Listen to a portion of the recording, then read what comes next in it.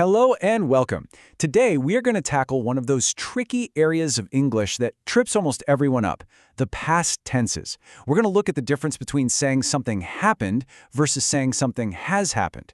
We'll get into the present perfect continuous, and the past simple, so you'll know exactly when and why to use each one. So let's just dive right in with a super common problem. Look at these two sentences. I lost my keys. I have lost my keys. I mean, they look almost the same, right? But that tiny difference in grammar completely changes the situation. One is just a story about the past, and the other is a problem that's happening right now. By the end of this, you are going to know exactly which one to use, and you'll know why. All right, first up, the present perfect simple.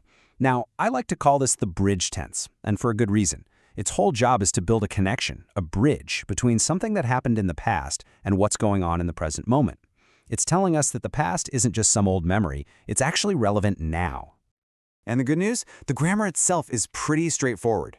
You just need the subject, the verb have or has, and then the past participle of the main verb. You know, words like seen, gone, or worked. So, with that in mind, let's jump into the 4 main ways we actually use this thing. Okay, so the first big one is for life experiences. And the key thing to remember here is that we're talking about if something happened in your life, not when it happened. So if you say, I have been to Japan twice, you're telling me about an experience you possess, but the specific dates, totally not important. And here it is again, our key example. This use is all about consequence. The action happened in the past, sure, but the result is hitting us right here in the present. I have lost my keys isn't a story you're telling. It's a statement about your current problem. You're locked out of your house. Same with he has broken his leg. It means his leg is in a cast right now. The focus is all on the present situation. We also use the present perfect when the time period we're talking about isn't over yet. If I say, I haven't seen her today, it implies that today is still going on, and hey, I might still see her. Same deal for this month or this year, that window of time is still open. And the last key use is for talking about change over time. When you tell someone your English has improved, you're directly comparing their English in the past with their English in the present. The focus is on the result of that change, which you can see right now. Now let's meet a close cousin to that tense, the present perfect continuous. This is where things get a little more specific. If the last tense was all about the result of an action, this one is all about the activity itself, especially how long it's been going on. The formula here is also super predictable. We just add been and then stick an ing on the end of the verb after have or has. That ing is our big clue that we're focusing on the action, the process, the duration. Its primary job really is to talk about an action that started in the past and is still happening. The big question it answers is how long? So, I have been waiting for 2 hours really emphasizes the duration of my waiting and the fact that, yep, I'm still here. It's not over yet. Now this one is a bit more subtle, but it's so important. Here, the action might have just finished, but the evidence of it is all over the present moment. If I say, I am tired because I have been running, the focus is on the recent activity of running that made me tired. The running explains the why. Okay, but wait. There is one crucial exception we absolutely need to talk about. Some verbs don't describe actions. They describe states, like know, believe, love, or need. We call these stative verbs, and here's the key thing to remember. You can't use them with ing, because you can't really be in the process of doing them. They're just a state of being.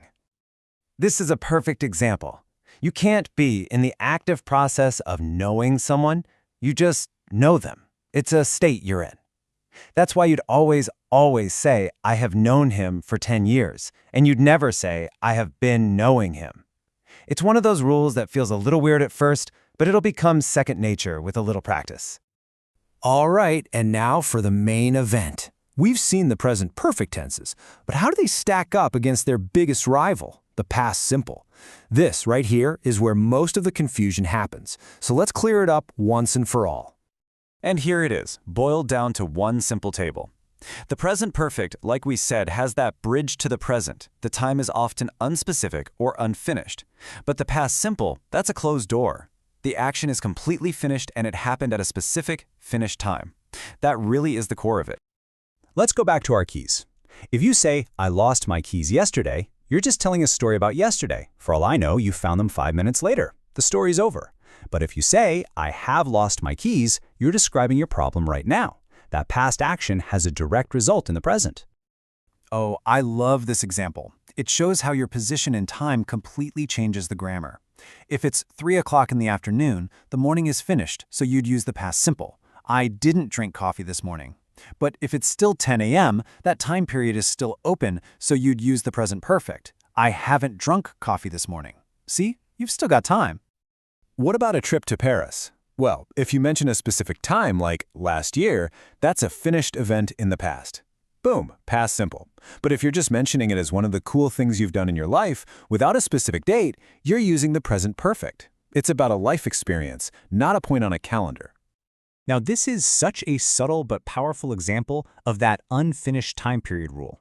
When we talk about someone who is no longer with us, their life is a finished period of time, so we use the past simple.